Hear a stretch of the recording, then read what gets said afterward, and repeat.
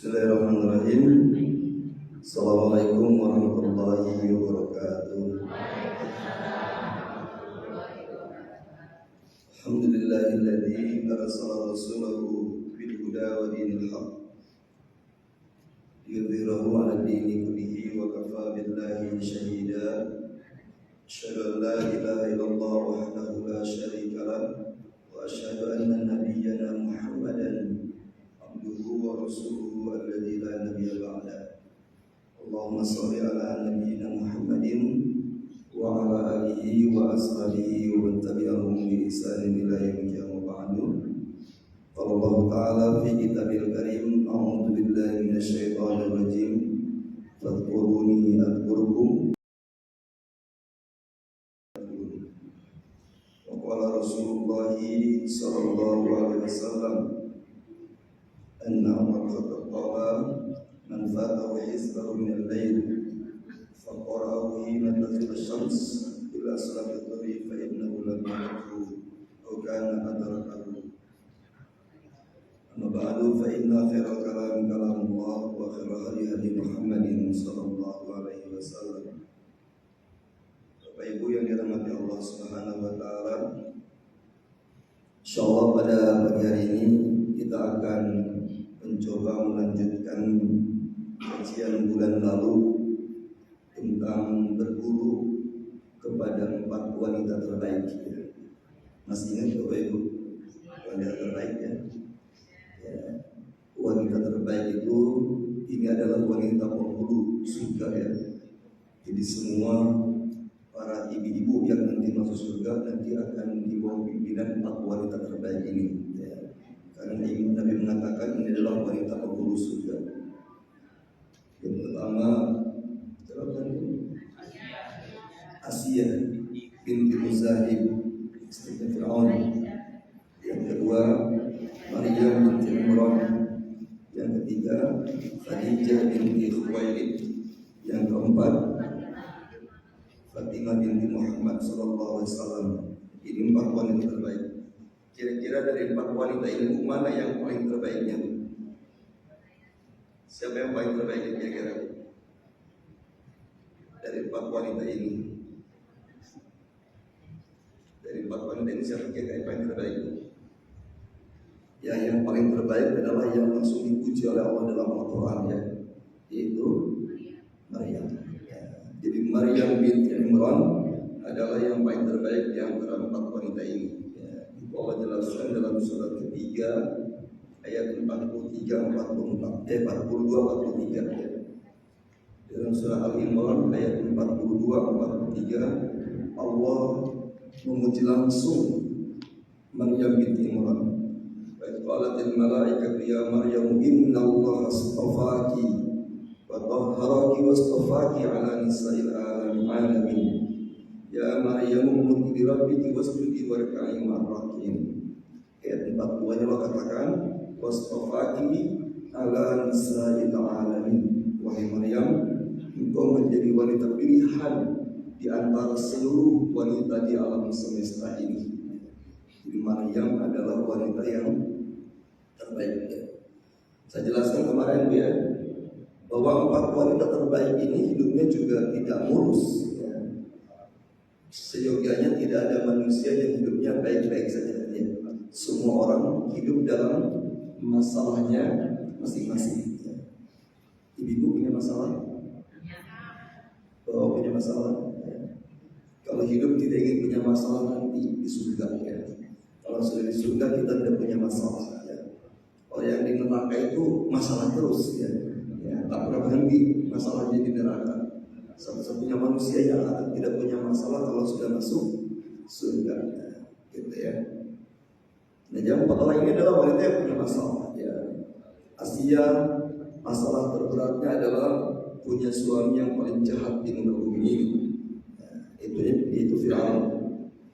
Maryam, masalah terberatnya adalah selalu difitnah kalau dia itu adalah zina. Khadijah, masalah terberatnya adalah dia harus mendampingi suami tercintanya selalu dalam keadaan dizalimi oleh masyarakat sekitarnya. Nabi Muhammad selalu dizalimi. Nabi Muhammad difitnah, dicela, dihina, dimaki, dibully, dipersekusi ya. Khadijah harus mendampinginya sampai beliau wafat. Dan yang terakhir, Fatimah, masalah terberatnya adalah menjadi orang yang sangat miskin. Ya, Fatimah itu sangat miskin. Tapi ternyata mereka menjadi orang yang paling terbaik di alam semesta ini, dan mereka kuat dengan ujian Allah. Ya. Sehingga mereka menjadi penghulu surga. Ya, orang-orang yang dijamin surga, mereka adalah yang diberikan kebahagiaan waktu di dunia. Ya. Saya sudah sering sampaikan di sini ya. Orang-orang yang dimasukkan Allah nanti di akhirat ke dalam surga, mereka adalah yang bahagia waktu di dunia. Jadi kalau kita ingin masuk surga, kita wajib bahagia di dunia. Karena semua orang yang Allah masukkan ke dalam neraka, mereka adalah yang disiksa waktu di dunia ini. Wala nuziqannahum minal 'adzabil adna dunal 'adzabil akbar la'allahum yarji'un. Kami pasti timpakan azab kepada mereka di dunia sebelum mereka diazab di akhirat. Artinya orang-orang yang Allah azab di akhirat, mereka adalah yang diazab juga waktu di dunia.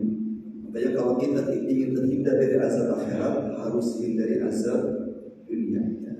Orang yang kena musibah belum tentu diazab, tapi orang yang diberikan nikmat bisa jadi sedang diazab oleh Allah Subhanahu wa Ta'ala. Tempoh hari sudah kita bahas kenapa 4 wanita ini menjadi terbaik ya, dan mereka kuat menghadapi masalah hidupnya sampai akhir hayatnya. Kemarin kita bahas yang pertama adalah 4 wanita ini adalah mereka orang yang fokus kepada nikmat Allah, tidak fokus kepada masalah yang mereka hadapi. Jadi kalau kita ingin jadi orang yang bahagia, kunci pertama adalah fokuslah kepada nikmat Allah, jangan fokus kepada masalah yang kita hadapi ya. Fazkuru ala Allahi la'allakum tuflihun. Fokuslah kalian terus mengingat-ingat nikmat yang Allah berikan kepada kalian supaya kalian menjadi orang-orang yang beruntung, menjadi orang yang bahagia. Surat 7 ayat 69. Ini Bapak Ibu ya, tidak ada orang yang tidak punya masalah. Tapi kalau kita sedang punya masalah, membangun optimisme dalam hidup ini, jangan fokus kepada masalah, fokuskan kepada nikmat yang Allah berikan ya. Kalau kita sedang sakit, fokus dengan nikmat yang lain ya. Ya Allah, saya uji dengan sakit, tapi Allah juga menghadirkan kepada saya pasangan yang setia, anak-anak yang perhatian, anak-anak yang soleh ya. Rezeki masih lancar. Jadi fokus kepada nikmat ya. Sebagaimana Rasulullah SAW pernah underestimate ya, karena Rasulullah terpengaruh oleh perkataan orang-orang kafir bahwa Nabi Muhammad dikatakan Tuhannya telah meninggalkannya. Ya, tapi ternyata turunlah surat Al-Baqarah, "Ma wadda'aka rabbuka wa ma qala." Muhammad, aku tidak pernah meninggalkanmu. Ya. Kemudian Allah mengingatkan kepada Rasulullah nikmat yang sudah Allah berikan. Alam yajid kayatiman fa'awa wa wajadaka dhalan fahada wa wajadaka 'ailan fa'aghnā. Abu Jundal mengatakan wa amma bi ni'mati rabbika. Begitu pula Rasulullah ketika bersedih karena selalu dihina dengan kata-kata abtar. Muhammadun abtar. Muhammad seorang laki-laki yang mandul. Ya, Rasul dihina terus dengan kalimat Muhammadun abtar. Nabi Muhammad laki-laki yang mandul. Karena Rasulullah tidak punya anak laki-laki, ya setiap punya anak laki wafat. Ya, diwafatkan oleh Allah Subhanahu wa Ta'ala. Padahal pada waktu itu sebuah kebanggaan bagi masyarakat Arab adalah kalau punya banyak anak laki-laki, dan aib kalau punya anak perempuan. Dan Allah takdirkan Rasulullah setiap anak laki-lakinya wafat di usia balita, sehingga orang-orang kafir mencela Rasul dengan kalimat abtar. Sehingga orang kafir tidak percaya kalau Muhammad itu seorang Rasul. Kalau Muhammad seorang Rasul, harusnya Allah muliakan dong dengan banyak anak laki-laki. Faktanya ternyata nggak punya anak laki. Rasul sedih, dihina dengan kalimat abtar. Ya, ternyata Allah hibur dengan kalimat Inna a'tayna kal kautsar. Sungguh Muhammad, kami telah memberikan nikmat yang banyak kepadamu. Ya, kalau baca satu nikmat jangan bersedih lah, jangan terlalu berlarut dalam kesedihan satu nikmat yang Allah cabut. Karena Allah juga masih memberikan nikmat yang banyak. Bapak Ibu suka baca surat Al-Baqarah dalam sholat? Suka? Atau ini jangan-jangan salah satu surat favorit dalam sholat kita? Kalau ini salah satu surat favorit dalam sholat kita, malu harusnya kalau kita berlalu berhabis ringan. Malu harusnya. Ayat ini turun untuk menghibur Nabi ketika sedih. Ibu ketika sholat baca ini ibu tetap sedih, malu harusnya ya. Terhibur dong ya. Jadi Rasul ketika sedang sedih diingatkan oleh Allah bahwa Allah telah memberikan nikmat yang banyak ya. Memberikan nikmat yang banyak. Ini yang pertama, kemarin bulan lalu saya jelaskan kenapa 40 wanita ini sangat kuat menghadapi masalah, karena mereka adalah orang yang fokus kepada nikmat Allah, tidak fokus kepada masalah. Kalau kita terlalu fokus kepada masalah, satu masalah selesai akan datang masalah lain. Habis energi kita cuma mikirin masalah. Ya, habis. Insyaallah pada pagi hari ini kita akan bahas pelajaran yang kedua yang bisa kita ambil. Kenapa 4 wanita ini menjadi wanita terkuat? Jadi wanita terkuat sehingga mereka mendapatkan penghargaan dari Allah menjadi penghulu surga, ya, menjadi para penghulu bidadari surga. Ya. Yang kedua ini Allah, mereka menjadi kuat menghadapi masalah karena mereka kuat ibadahnya kepada Allah. Maka kuatkanlah ibadah kita kepada Allah. Ya. Kalau nggak ibadah, tumbang mereka. Ya. Karena kekuatan ibadahlah yang menjadikan mereka kuat. Ya. Kekuatan ibadah yang menjadikan mereka kuat. Jadi ibadah itu Bapak Ibu yaitu problem solver. Solusi dari semua masalah adalah ibadah. Ya. Ibadah. Saya contohkan misalkan dalam surat Quraisy, ya. Li'ilafi Quraisy, ilafihim ihlatasyita wal sayf. Masyarakat Mekah sebelum datang Islam itu mereka cari makan harus ke luar negeri, ya, ke Yaman, ya, dan ke tempat yang lain. Ya. Mereka cari makan ke luar negeri. Kenapa? Karena di negaranya sendiri itu tandus, tidak ada sumber kehidupan, ya. Sehingga Allah gambarkan di dalam Al-Quran ketika Allah menempatkan Hajar di kota Makkah, Allah mengatakan biwadin ghaira zi zar'in inda baitikal muharram. Maryam Khadijah Hajar ditempatkan di satu lembah yang tidak ada tumbuhan, tidak ada air, tidak ada kehidupan. Makanya masyarakat Makkah kalau mereka ingin bisa makan, mereka harus pergi keluar Mekah untuk mencari makan, ya. Padahal Nabi mengatakan rezeki yang terbaik adalah di negerinya sendiri, ya. Kalau saya orang Bogor, ya rezeki saya terbaik yang dicari di Bogor, ya. Maka Ibu alhamdulillah saya termasuk orang yang kuper. Jakarta nggak tahu, Depok nggak tahu, saya lihat. Saya kalau ke Depok ke Jakarta, kalau nggak pakai Uber pasti nyasar, ya.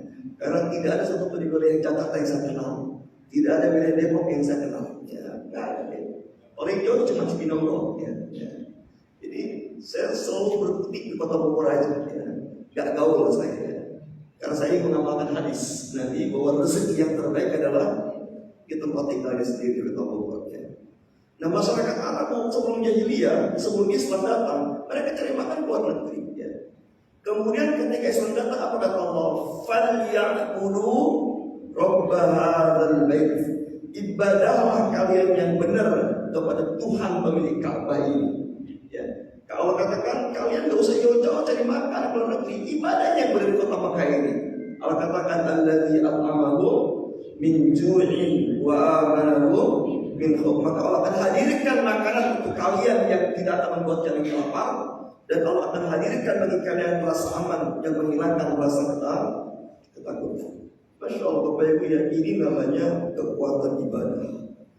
Dan Masya Allah di dalam Al-Quran, ya, di dalam Al-Quran, setiap Allah bicara kemudahan, setiap Allah bicara kebahagiaan, tidak pernah dikaitkan dengan materi. Tidak pernah. Ya. Ketika Allah bicara kebahagiaan, tidak pernah dikaitkan dengan jabatan, dengan status dunia, tidak pernah. Tapi setiap Allah bicara kemudahan, kebahagiaan, selalu dikaitkan dengan amal soleh. Sekali lagi, ya, setiap Allah bicara kemudahan, Allah bicara kebahagiaan, Allah bicara keberkahan, selalu dikaitkan dengan amal soleh. Amal soleh. Allah mengatakan, satu contoh misalkan ayat secara spesifik Allah mengatakan bagaimana kalau kita ingin dimudahkan dalam menggapai kebahagiaan. Fa'amma man a'ta wattaqa wa saddaqa bil husna fasanuyassiruhu lil yusra. Surat Al-Lail surat 92 ayat 5 sampai 7. Adapun orang-orang yang senang memberi, fa'amma man a'ta, orang-orang yang senang memberi wattaqa dan bertakwa. Dan Allah katakan takwa itu hanya digapai dengan ibadah. Ya, ubudu rabbakum alladzi khalaqakum walladzina min qablikum la'allakum tattaqun. Beribadahlah kalian kepada Allah supaya kalian bertakwa. Fa amma man a'ta wattaqa. Adapun orang-orang yang gemar bersedekah, memberi dan bertakwa, maksud menguatkan ibadahnya. Wa saddaqa bil husna, dan dia yakin bahwa ibadah yang dia kerjakan akan mendapatkan balasan husna, balasan terbaik dari Allah. Apa kata Allah berikutnya? Fasanuyassiruhu lil yusra. Kami mudahkan baginya jalan menuju kebahagiaan. Kami mudahkan baginya kebahagiaan. Bapak Ibu ya, kalau kita lihat secara logika, Fatimah itu harus menjadi orang yang sangat menderita hidupnya karena sangat miskin. Asia harusnya hidupnya sangat menderita karena hidup di bawah tekanan suami yang paling jahat di muka bumi ini, ya, Firaun. Ibu ya, kadang-kadang kalau ibu zaman sekarang, tapi Pak Ibu yang miskin, ibu yang disoleh yang nggak ngaji ya, dapat perlakuan buruk dari suaminya sendiri aja, sekali dapat perlakuan buruk langsung sedih berkepanjangan, langsung bikin status, ya, langsung bikin status ya, hilang selera matanya, Pak, cuma sekali perlakuan buruk oleh suaminya. Ya. Asia tiap hari diperlakukan buruk oleh suaminya, tapi ternyata Asia hidupnya full aja ya. Tidak pernah kita dengar Asia bikin status mengeluh di medsos, ya kan ya? Ya kan ya. Fatimah ini tidak pernah bikin ngeluh statusnya, kan? Tidak pernah ya. Kenapa? Karena mereka adalah orang-orang yang kuat menghadapi masalah karena kekuatan ibadah. Karena kekuatan ibadah. Sebab itu Bapak Ibu ya, kuatkan ibadah kita. Insya Allah Allah akan berikan kekuatan pada kita dalam menghadapi masalah.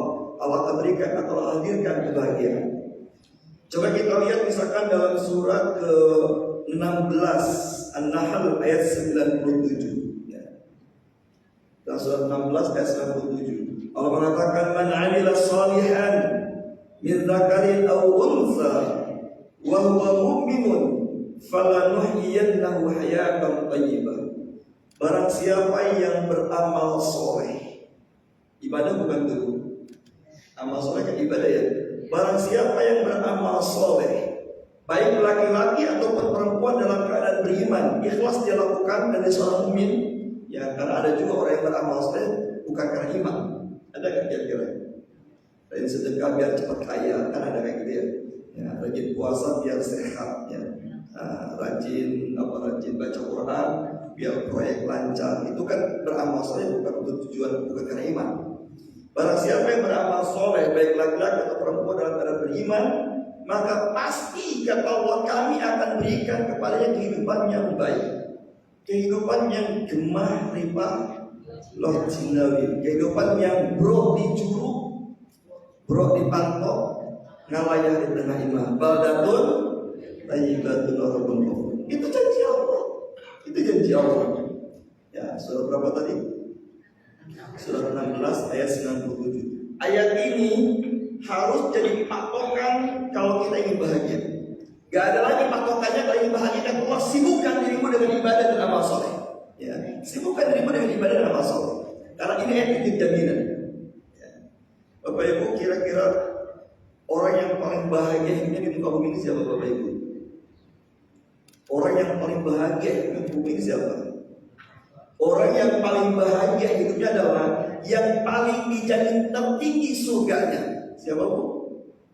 Nabi Muhammad SAW. Nabi Muhammad itu kan orang yang paling tertinggi derajat surganya kan ya. Ya, berarti Rasulullah adalah orang yang paling bahagia di dunia ini. Apakah kebahagiaan Rasulullah dengan bergelimang harta? Enggak kan? Tapi ternyata kebahagiaan Rasulullah karena kekuatan ibadah. Ya, kekuatan ibadah. Jadi kalau kita sedang tidak bahagia, kalau hidup kita sedang tidak baik-baik saja, ya, itu masalahnya cuma dua. Ya. Bapak Bapak Ibu ya, kalau hidup kita sedang tidak bahagia, sedang tidak baik-baik saja, merasa tidak kuat menghadapi masalah, ya. Yang sebenarnya tadi ya, yang membuat hidup kita tidak bahagia kan bukan karena banyak masalah, bukan. Karena semua orang juga punya masalah. Allah katakan la yukallifullahu nafsan illa wus'aha. Allah tidak pernah memberikan masalah di luar batas kemampuannya. Yang menjadikan hidup kita bermasalah bukan masalah, tapi yang menjadikan hidup kita bermasalah karena dua sebab. Satu, banyak dosa, atau yang kedua, lemah dalam ibadah. Ya. Satu, banyak dosa, yang kedua, lemah dalam ibadah. Ya. Orang-orang yang banyak dosa juga hidupnya akan penuh dengan masalah. Yang kedua, lemah dalam ibadah. Ustaz, saya ini sudah maksimal ibadah yang saya mampu lakukan, tapi kenapa hidup saya terus susah ya? Bisa jadi ada dosa yang belum kita tinggalkan. Ibu-ibu sering gampang judes sama suaminya, itu pengalaman juga itu ya. Ibadah rajin, puasa rajin, tahajud rajin, baca Quran one day, one juz misalkan gue ya, puasa sunnah rajin, sedekah rajin, tapi kenapa kok gak bahagia juga? Kenapa kok hidup selalu dapat masalah terus ya? Ibadah perlu ditingkatkan. Jangan-jangan ada dosa yang terus kita ulang-ulang. Ada dosa yang terus kita ulang-ulang. Masya Allah Bapak Ibu ya, Sufyan bin Uyainah di kalangan tabi'in ya. Sufyan bin Uyainah, beliau adalah orang yang sangat sensitif terhadap dosa. Makanya boleh kita tiru. Ibu-ibu pernah dapat perlakuan kurang baik dari suami? Pernah enggak? Bapak pernah dapat perlakuan yang kurang baik dari istri? Dicuekin, dijudesin, nyuruh istri gak nurut, misalkan harus 3 kali 4 kali, pernah begitu? Kata Sufyan, ketika aku sedang lalai dari Allah, ketika aku sedang melakukan maksiat kepada Allah, maka Allah biasanya menegurku dengan 3 perkara. Jadi Bapak Ibu ya, ini Sufyan itu adalah orang yang dia sensitif terhadap kelalaian. Kata Sufyan bin Uyainah, kalau aku sedang lalai dari Allah, kalau aku sedang tidak baik hubunganku dengan Allah, ibadah aku sedang turun, atau mungkin ada maksiat yang tidak sadar aku lakukan, itu biasanya kata Sufyan Allah menegurku dengan 3 perkara. Satu dari 3 perkara. Yang pertama, Allah tegur dengan perlakuan buruk, perlakuan yang kurang baik dari pasanganmu. Jadi Bapak Ibu, kata Sufyan, kalau aku dapat perlakuan yang kurang baik dari pasanganku, itu teguran Allah terhadap sikap burukku kepada Allah. Yang kedua dia bilang, kadang-kadang ada tikus yang masuk ke dalam rumah. Ibu, Bapak Ibu pernah banyak masukkan tikus? Nah, kadang-kadang bikin jengkel ya. Nah, bikin jengkel kan dia tikus ya. Tikus yang masuk ke rumah. Atau kata Sufyan, kendaraanku yang menyusahkanku.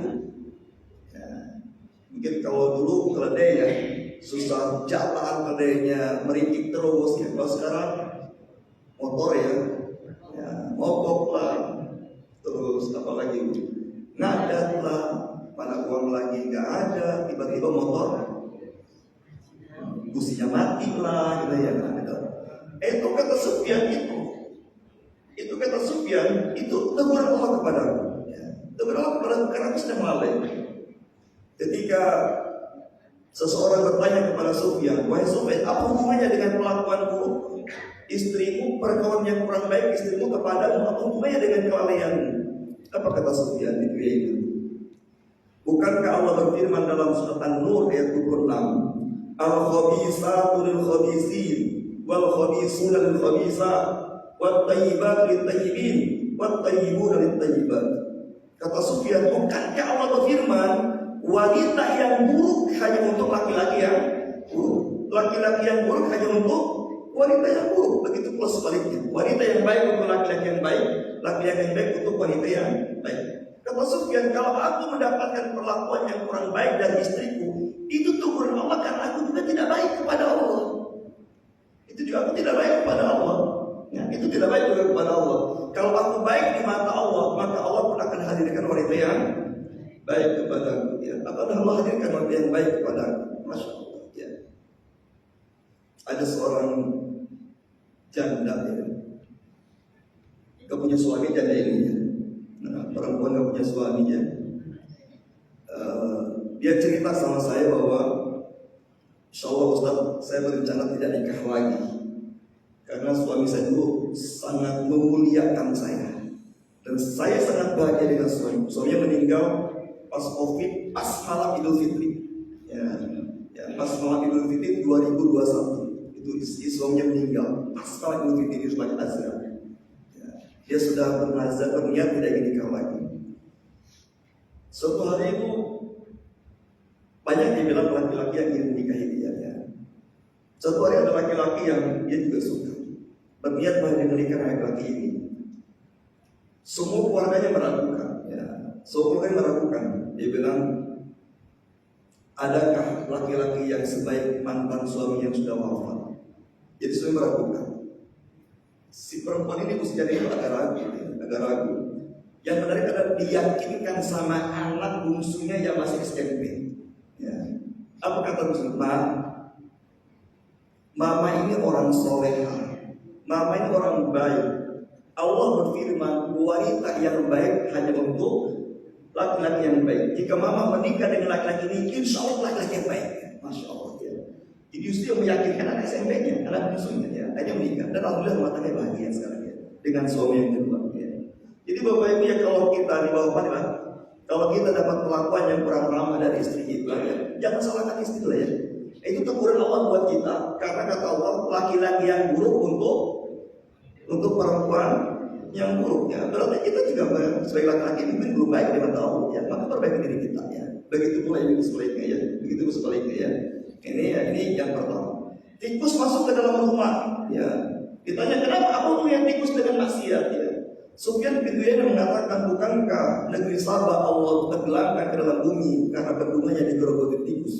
Ya, jadi negeri Sabah itu kan negeri yang hilang, ya, itu digerogoti tikus. Ya, bendungan jebol tapi digerogoti tikus. Semakin banyak maksiat yang dilakukan oleh bangsa Sabah, maka semakin ganas tikus menggerogoti. Maka kalau tikus masuk ke rumah kita, berarti ada maksiat yang kita lakukan. Bapak Ibu pernah nggak kalau memasukkan tikus berpikir pasti ada maksiat yang saya lakukan? Pernah nggak berpikir gitu? Nggak pernah ya. Sekarang coba kita berpikir kayak Sufyan bin Uyainah ya. Masya Allah. Dan kemudian yang ketiga, keledai atau kendaraan yang menyusahkannya. Bukankah Nabi mengatakan salah satu kebahagiaan manusia di dunia adalah punya rumah yang luas, punya pasangan yang baik, yang punya keturunan yang baik, yang tetangga yang baik, dan punya kendaraan yang nyaman.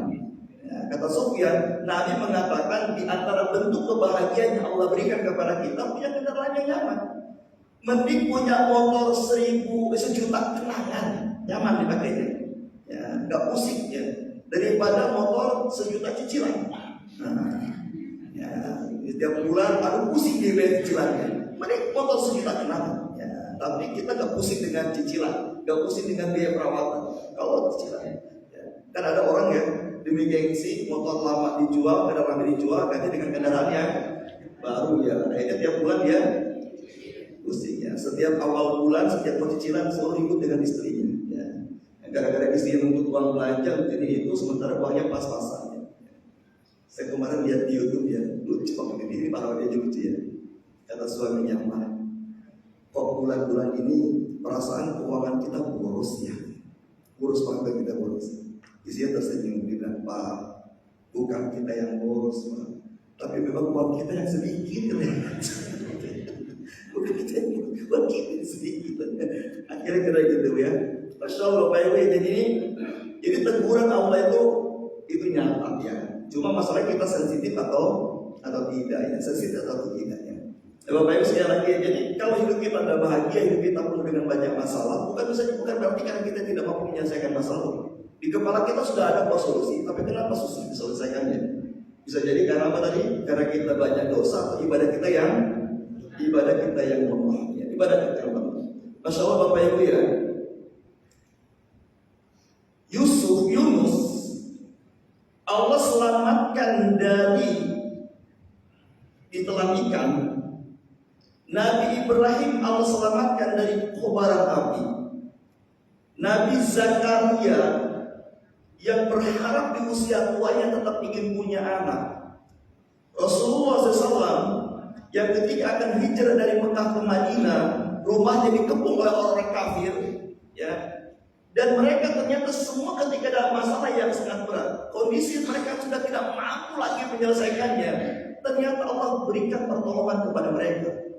Dan menariknya, Yunus ketika dalam pertikaian Allah selamatkan bukan karena pertolongan manusia, ya, bukan karena pertolongan manusia, ya. Bukan karena dia manggil tim SAR, ya, atau dia miss call, atau tadi dapat dicari oleh tim SAR, ya. Nabi Ibrahim Allah selamatkan dari kobaran api bukan karena Nabi Ibrahim menggunakan baju anti api, ya. Nabi Zakaria istrinya hamil di usia yang sudah sangat tua dan padahal dia mandul, itu bukan karena rajin ikut program hamil, ya. Ya, mungkin datang ke Dr. Boyke, ya, ikutlah program hamil ala Dr. Boyke, kan juga kan, ya. Nabi Muhammad ketika selamat dari kepungan masyarakat kafir yang ingin membunuhnya saat dia hijrah, itu bukan karena kekuatan militer, tapi ternyata mereka itu semua bukan karena kekuatan ibadah. Nabi Yunus ketika dalam pertikaian yang dia lakukan, yang beliau lakukan adalah menyibukkan diri dengan ibadah yang mampu dia lakukan. Itulah berikan, memperbanyak zikir. Apa zikirnya? La ilaha illa anta subhanaka inni kuntu minadh dhalimin. Dan Allah sendiri yang menyatakan, andai saja Yunus selama dalam pertikaian tidak memperbanyak tasbih, maka Allah akan biarkan Yunus dipertikaian sampai kiamat. Surat 37 ayat 143 144, ya. Surat As-Saffat, ya, surat 37 143 144. Apa kata Allah? Falaula annahu kana minal musabbihin. Andai saja Yunus selama dalam perut ikan tidak memperbanyak tasbih. Tasbih itu ibadah bukan? Apa kata Allah? Seandainya Yunus tidak memperbanyak tasbih, lalabitha fi batnihi ila yaumi yub'atsun. Tentu Yunus akan terus dibiarkan oleh Allah dalam perut ikan sampai hari berbangkit. Jelas Allah menyatakan, Allah keluarkan, Allah selamatkan Yunus dari perut ikan itu karena kekuatan tasbihnya, ibadahnya, ibadahnya. Nabi Ibrahim ketika dibakar oleh api oleh Raja Namrud, Allah dinginkan api, ya kuni bardan wa salaman ala Ibrahim. Hai api, menjadi dinginlah dan selamatkanlah, lagi selamatkanlah bagi Ibrahim. Yang dilakukan Nabi Ibrahim apa? Yang dilakukan Nabi Ibrahim adalah menguatkan ibadahnya dengan berzikir hasbunallah wa ni'mal wakil. Itu pula yang dibaca oleh Rasulullah SAW ketika beliau akan keluar dari rumahnya untuk hijrah, sementara rumahnya sudah dikepung oleh orang kafir untuk siap dibunuhnya. Ternyata apa kata Rasulullah SAW? Dulu nenek moyangku, dulu bapakku Ibrahim, ketika dilemparkan ke dalam api mengucapkan kalimat hasbunallah wa ni'mal wakil, Allah selamatkan. Maka hari ini pun, malam ini pun, kata Rasulullah, aku akan memperbanyak membaca zikirnya bapakku Ibrahim dengan kalimat hasbunallah wa ni'mal wakil. Bagi terus keluarga itu ditidurkan semuanya. Nabi Zakaria ketika ingin punya anak, sudah banyak berdoa Nabi Zakaria ingin punya anak. Sampai Nabi Zakaria bertanya, qala rabbi ij'alli ayah. Wahai Allah, berikanlah petunjuk kepadaku bagaimana caranya istriku biar hamil. Nanya semua, udah banyak berdoa. Surat ketiga 41, ya. Nabi Zakaria bertanya, ya Allah, bagaimana caranya? Apa yang harus aku lakukan supaya istriku bisa hamil? Ya. Karena udah berpuluh-puluh walam akun bidu'ai karabbi syaqiyya, surat Maryam. Aku tidak akan pernah bosan, tidak akan berhenti berdoa kepada-Mu ya Allah. Aku tak pernah berhenti berdoa kepada-Mu ya Allah. Sekarang berikan petunjuk kepada aku, apa lagi yang harus aku lakukan agar istriku hamil? Apa jawaban Allah? Allah tidak mengatakan, hei Zakaria, kamu dan istrimu banyak-banyak makan toge biar subur. Enggak. Ya, enggak. Sering-seringlah minum vitamin. Enggak. Ya. Terus cukuplah istirahatnya. Enggak. Tapi Allah katakan apa? Ya, Allah katakan apa? Qala ayatuka alla tukalliman nasa salasata ayami Wazkur rabbaka katsir wasabi bil asyi wal ibkar. Wahai Zakaria, yang kamu lakukan sekarang adalah kamu jangan bicara dengan manusia selama 3 hari illa ramza, itu pakai bahasa isyarat. Jangan ngomong sama manusia. Terus Allah katakan apa? Wazkur rabbaka katsiran. Perbanyaklah engkau berzikir kepada Allah. Wasabbih bil asyi wal ibkar, dan perbanyaklah bertasbih pada pagi dan petang. Jadi Allah suruh apa Bapak Ibu? Apa yang Allah suruh? Zikir. Ini Allah itu zikir. Yang Allah itu suruh zikir, ibadah, ya ibadah. Maka Bapak Ibu ya, pada kesempatan ini hadirkan terus pertolongan Allah dengan kekuatan ibadah ya. Ada satu ibadah yang paling gampang kita lakukan sebagaimana para nabi tadi, semuanya dalam bentuk zikir ya. Maka Rasulullah, Bapak Ibu, Bapak Ibu Rasulullah itu sangat menekankan kepada kita punya hizib namanya. Punya apa Bu? Hizib. Allah Rasul mengatakan, menekankan kepada kita dalam hidup ini punya hizib, punya zikir andalan. Ya, hizib namanya. Hizib, punya zikir andalan. Harus punya hizib, ya. Harus punya hizib, ya. Bayangkan Bapak Ibu, saya dapat cerita dari teman. Ada seorang kiai yang ingin membangun pesantrennya, butuh dana 2 miliar. Masya Allah apa dia bilang ya. Itu teman saya menyaksikan betul uangnya itu ya. Itu ternyata jam 2 malam ada orang yang ngantar tas di depan pintu rumahnya, ternyata isinya percis 2 miliar. Bagi Allah ada yang mustahil kan ya? Bagi Allah ada yang mustahil ya. Kenapa? Karena kiai ini punya hizib ya, punya hizib. Apa tadi hizib Bu? Ya, ibadah andalan ya, zikir andalan lah ya, zikir andalan ya. Kalau bisa hizib siang dan hizib malam ya. Ada hizib siang, ada hizib malam. Orang-orang tasawuf itu mereka selalu punya hizib ya, selalu punya hizib. Hizib ini adalah zikir andalan kita ya, zikir andalan kita ya. Baik siang ataupun malam. Misalkan bagi ibu punya Bapak Ibu hizib siangnya misalkan memperbanyak tasbih 100 kali sehari atau 1000 balik misalkan ya. Malamnya beristighfar 100 balik ya. Ini tentang hizib. Bahkan yang paling ditekankan oleh Rasulullah adalah kita punya hizib malam ya. Punya hizib malam ya. Hadisnya sahih, bahkan kata Rasulullah, kalau hizib kita tertinggal di malam hari gara-gara ketiduran dan sebagainya, maka kita dianjurkan mengqadhanya di waktu pada subuh sampai sebelum zuhur ya. Umar bin Khattab mengatakan, man fatahu hizbahu minal lail, barang siapa yang terlewat hizib malamnya, faqara'ahu hina tazula syamsi ila salatil dhuhri, kemudian dia melakukannya setelah sholat subuh sampai sebelum zuhur, fa innahu lam yafuthu aw kana adrakahu, maka dia tidak dihitung meninggalkannya. Bapak Ibu, ini namanya hizib. Jadi kita harus punya hizib andalan. Jadi ketika Allah menyuruh Nabi Zakaria memperbanyak tasbih agar punya anak, itu sama dengan Allah sudah mengajarkan Nabi Zakaria punya hizib. Ya, punya hizib, punya hizib. Nabi Zakaria sudah hizib. Rasulullah SAW ketika akan keluar rumah ketika hijrah, kemudian Allah tidurkan semua orang yang Nabi, karena Nabi mengandalkan kepada Allah berawal dengan hizibnya. Begitu pula Nabi Musa alaihissalam. Masya Allah Bapak Ibu ya, termasuk juga ibunya Maryam. Ibunya Maryam, salah satu yang menjadikan Maryam itu kuat ya, yang menjadikan Maryam itu kuat itu karena hizib ibunya. Karena hizib ibunya di dalam Al-Quran dalam surat 3 ayat 36, bagaimana ibunya punya hizib andalan kepada Allah dengan kalimat inni u'idzuha bika wa dzurriyyataha minasyaitonir rajim. Terus diandalkan itu ya. Maksud itu Bapak Ibu ya, kalau saya perlu pesankan, saat ini kita harus punya hizib. Hizibnya dalam bentuk yang paling mudah, zikir saja ya. Hizibnya dalam bentuk zikir. Jadi Bapak Ibu punya hizib siang dan punya hizib malam. Sehingga kalau kita punya hizib itu akan mudah datangnya pertolongan Allah Subhanahu wa taala. Dan hizib yang kita punya ini nanti itu bisa jadikan media tawassul. Media tawassul. Bertawassul itu Allah menyuruh kita bertawasul kepada Allah melalui amal kita.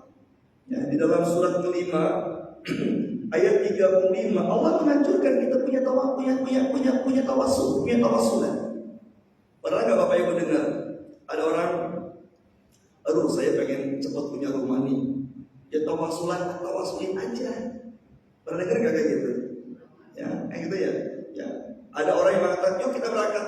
Bentar, saya lagi tawasulan dulu. Pernah dengar nggak kayak gitu ini?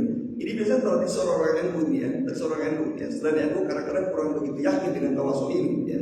Ya. Jadi tawasul ya. Jadi tawasul. Contoh gini Bapak Ibu ya, tawasul dengan amal soleh. Tawasul dengan amal soleh. Tapi amal soleh yang sudah rutin kita kerjakan. Bahasa saya namanya hizib tadi ya.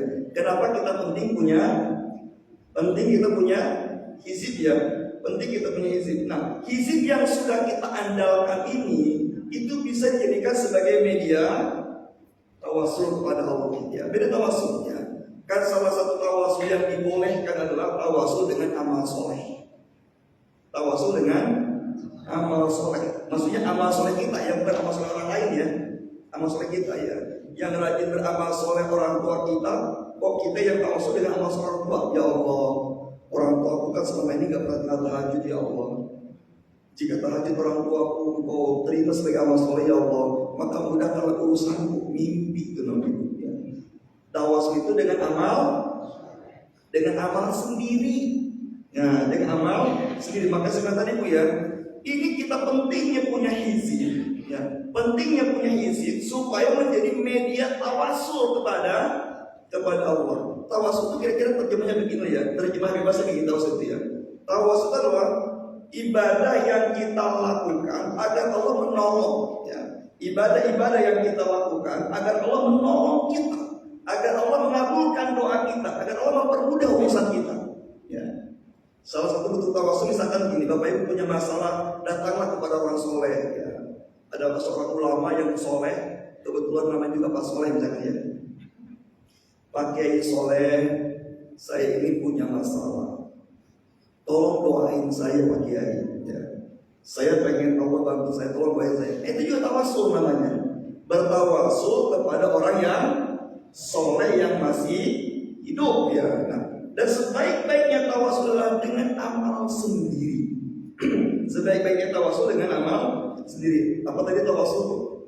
Sebuah perantara melalui amal soleh agar Allah menolong kita ya. Agar Allah menolong kita. Dan itu Allah perintahkan dalam surat kelima ayat 35. Dan Allah bertawasulah kepada Allah dengan sungguh-sungguh. Wajahidu fi sabilihi. Dan sungguh-sungguhlah kalian dalam bertawasul kepada Allah. Saya contohkan Bapak Ibu ya. Saya contohkan. Misalkan ibu bapak punya hizib namanya, misalkan setiap hari hizib siangnya misalkan 200 kali berselawat. Ya, sebetulnya tidak harus salawat aja, tidak harus zikir aja, apa-apa terserah ya. Baca Quran, sedekah dan sebagainya ya. Ya sholat duha misalkan ya. Nah Bapak Ibu ya, tawasul dengan amal sendiri. Ya. Tawasul dengan amal sendiri ini itu bisa dilakukan dengan dua cara.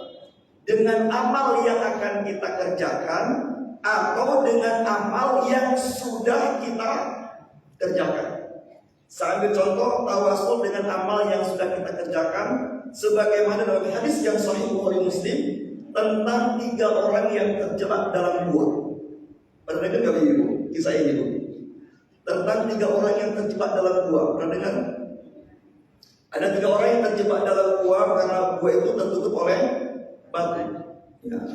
Kan dalam itu katakan mereka hujan, sedang sampai hujan, berteduh dalam gua, tiba-tiba terjadi longsor sehingga ada batu besar yang jatuh dari atas menutup lubang guanya. Apa yang mereka lakukan bertiga ini? Yang mereka lakukan adalah mereka mendorong batu itu.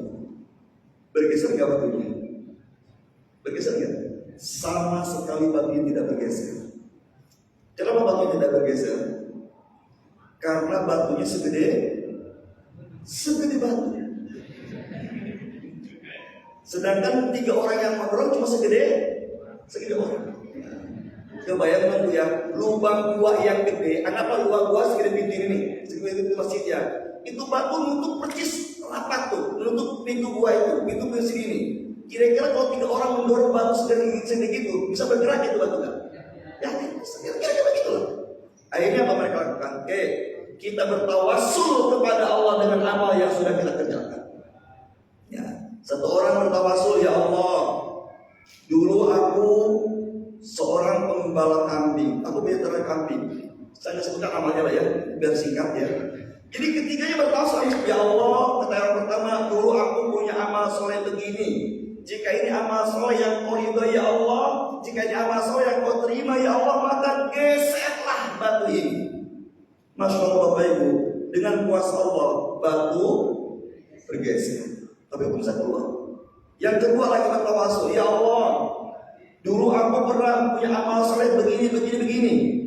Jika amal soleh itu yang kulakukan dulu itu kau terima ya Allah, maka geserlah batu ini. Tiba-tiba batu bergeser. Yang ketiga pun demikian. Masya Allah, mereka selamat dari jebakan dalam gua. Itu pertolongan Allah melalui tawasul dengan amal soleh yang mereka sudah kerjakan. Dengan amal soleh yang mereka sudah kerjakan. Bapak Ibu ya, saya ada jamaah orang Indra Prasta. Beliau alumni Australia S3. Dulu dia cerita sama saya ini paling tidak suka baca Quran. Paling tidak suka baca Quran. Alasannya cukup sederhana. Dia bilang karena Quran itu tidak konsisten. Kalau sedang membuat sebuah cerita, kalau Quran sedang bercerita satu masalah, satu cerita, kok tiba-tiba loncat-loncat ceritanya. Enggak, sebelum ceritanya, berikutnya bicara tentang yang lain. Aneh dia bilang. Nah suatu hari itu dia diajak ngaji karena dia nggak bisa baca Quran. Ya, diajak ngaji sama istrinya belajar baca Quran. Sayangnya dia mau, ya kata istri malu lah kita masa muslim nggak bisa baca Quran. Ya, akhirnya dia belajar baca Quran. Ya, dia belajar baca Quran. Setelah belajar baca Quran, dia tertarik membaca Quran. Akhirnya dia rajin baca Quran. Ternyata enak juga ya baca Quran, dia bikin adem hati pengen baca Quran. Akhirnya dia usulkan isinya, gimana kalau kita kupas isinya banyak? Ya, kita kupas isinya. Maka alhamdulillah waktu itu belajar dengan saya dan Ustaz Halim yang biarkan. Ya, jadi kalau ngaji tafsir dengan beliau dan keluarganya itu ya, setiap malam Ahad dari pada maghrib sampai jam 2 pagi. Tanya Ustaz Halim. Ya, tanya Ustaz Halim. Ya. Ustaz Halim ini sedikit. Ya. Itu jadi kami gantian sama Ustaz Halim. Ya. Ngajinya pada maghrib setiap malam Ahad. Selesai jam 2 pagi. Di jam 2 pagi. Kalau bulan Ramadan kita taklimnya malam itu pada tarawih itu hampir menjelang subuh. Masya Allah. Itu anaknya tak ikut ya. Sampai akhirnya betul-betul si bapak ini jatuh cinta betul kepada Allah. Jatuh cinta sama Allah. Sampai dia bilang saya tidak pernah tidak baca Quran sehari 1 juz. Harus baca Quran sehari 1 juz ya, 1 juz. Masya Allah Bapak Ibu qadarullah, suatu hari beliau ini ketika sedang di kantornya pecah beberapa pembuluh darah di kepalanya. Sampai koma, dirawat dibawa ke PMI 1 bulan lebih komanya. 1 bulan lebih komanya. Begitu siuman, yang pertama dia minta, dia nggak bisa ngomong, ya. Begitu siuman nggak bisa ngomong, nggak bisa jalan kaki. Dia cuma ngasih isyarat istrinya minta diambilkan tas kerjanya. Kata istrinya, udah fokus penyakit dulu aja kerja. Dia paksa. Begitu ambil tas kerja dia tidak kenal Quran. Rupanya beliau itu kebiasaan baca Quran sampai di situ. Itu karena waktunya mepet ya, jadi baca Qurannya di bis. Karena naik jemputan Jakarta kan PNS dia kan, di bis dia berangkat baca Quran, nanti pulang juga baca Quran. Jadi selalu selesai itu 1 juz. Dia baca Qurannya 3 waktu dia bilang. Saya ketika berangkat kerja di bis, pulang kerja dari bis, dan ketika habis sholat malam tahajud. Jadi 1 juz mendapat ya 1 hari. Setiap hari. Jadi dia konsisten setiap bulan selalu khatam Quran. Ya, khatam Quran.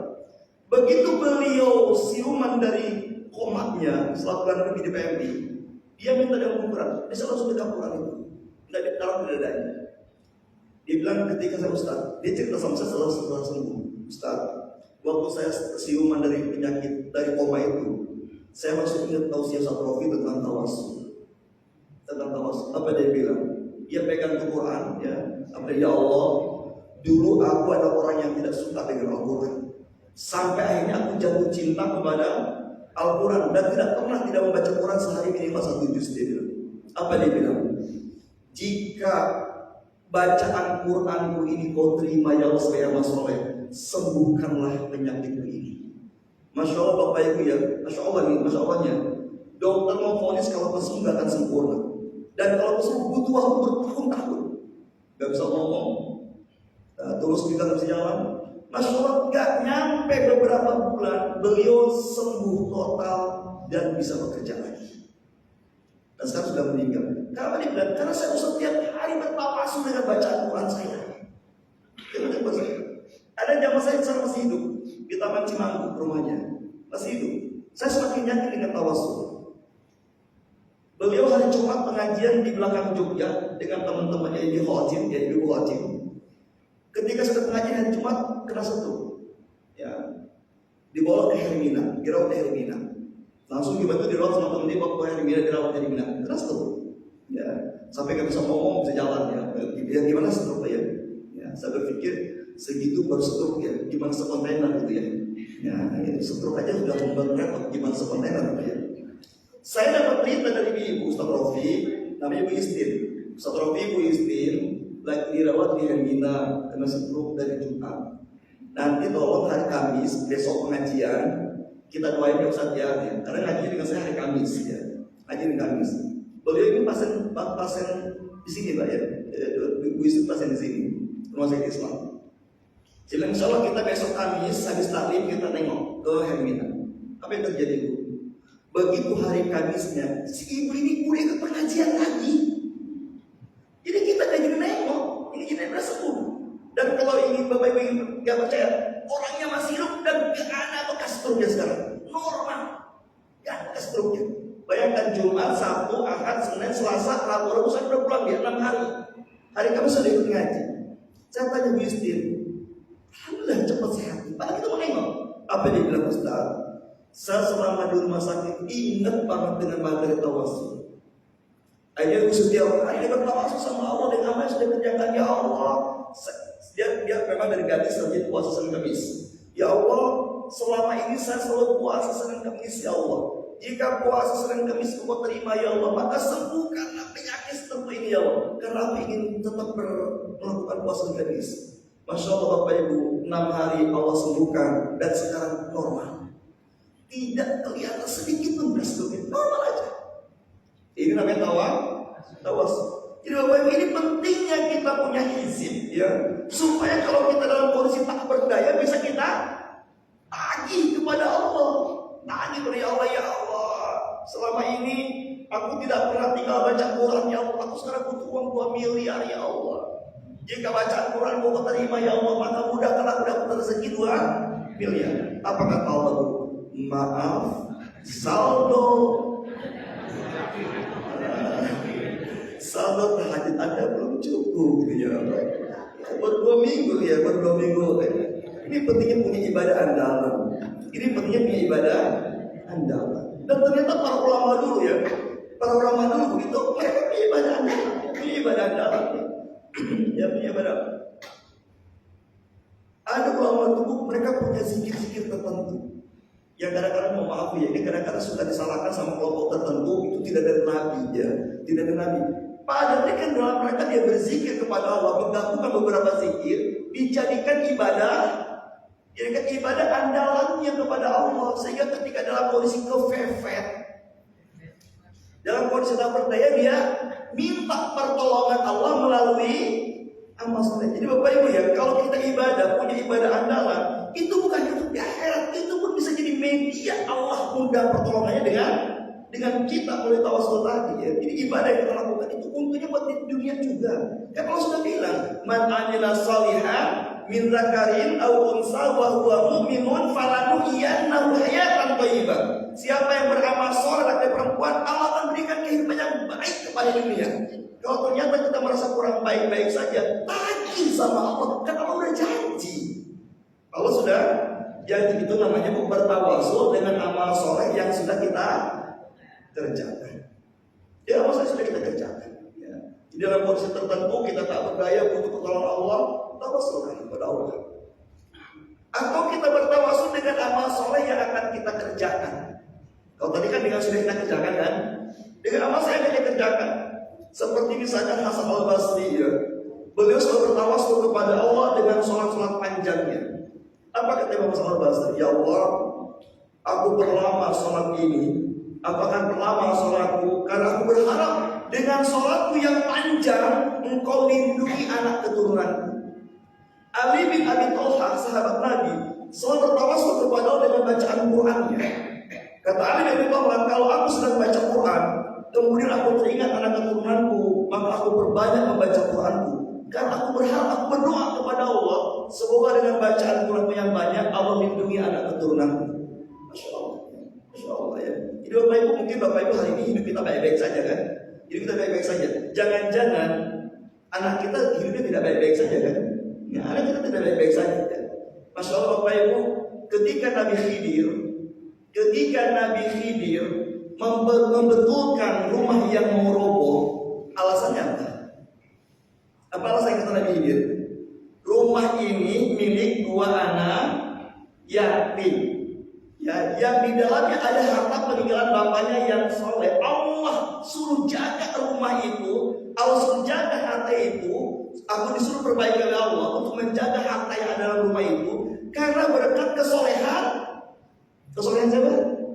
Kesolehan bapaknya. Jadi kalau kita mendekat kepada Allah Subhanahu wa taala, kesolehan kita sebagai orang tua itu pun menjadi garansi dari Allah untuk Allah menjaga anak keturunan kita. Nah, maka Bapak Ibu ya teruslah bertawasul kepada Allah ya. Misalkan Bapak Ibu tadi punya hizib ya, misalkan hizib baca salawat tiap malam misalkan 100 kali ya. Ibu Bapak semua baca hizib. Ya Allah, saya akan membaca salawat ini kepadamu ya untuk Rasulullah. Ikhlas karena ya Allah. Semoga dengan salawat ini engkau apa yang minta? Semoga dengan saat ini ya Allah engkau sembuhkan penyakitku ini ya Allah. Pernah dengar gak Bapak Ibu Ustaz Khalid Basalamah yang pernah cerita di ceramahnya? Ada seorang ibu di Arab punya penyakit kanker stadium lanjut, kemudian dia punya yang merawatnya orang Cianjur.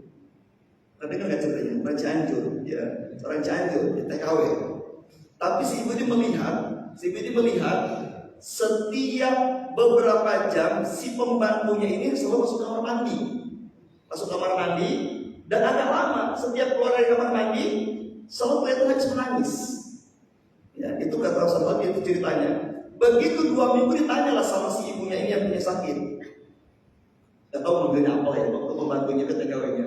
Kok saya sering melihat kamu sering masuk kamar mandi dan berlama di kamar mandi, dan setiap keluar kamar mandi kamu kelihatan seperti habis menangis. Apa jawabannya? Saya ini masuk kamar mandi karena saya membuang ASI. Saya ini belum lama melahirkan, langsung berangkat ke sini.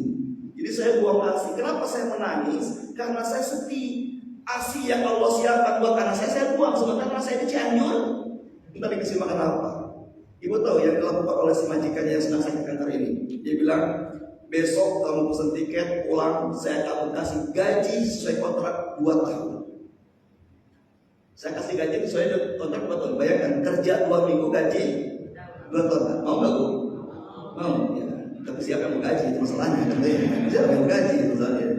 Bayangkan begitu si pembantunya ini pulang dan sudah dibayar 2 tahun, si ibu yang sakit tadi bertawasul sama Allah. Bertawasul sama Allah, ya Allah, aku sedekah ke pembantuku untuk gaji 2 tahun. Ikhlas ya Allah, karena kasihan melihat dia dipisahkan dengan anaknya ya. Jika sedekahku kau terima ya Allah, maka sembuhkanlah kankerku ini ya Allah. Apa kata Ustaz Khalid Basalamah? Besoknya dia cek aku hilang semua kankernya, sembuh. Inilah kekuatan.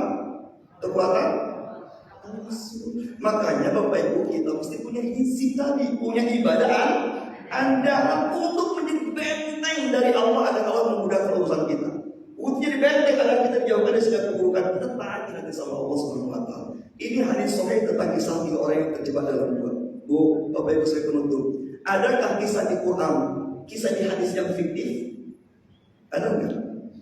Ada enggak kisah fiktif di Al-Quran?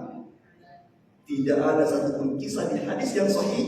Di Quran tidak ada kisah yang fiktif. Semua yang diceritakan hadis Semua yang diceritakan Quran itu kisah nyata, nggak ada fiktif. Bayangkan 3 orang yang terjebak dalam gua itu kisah nyata, bukan fiktif.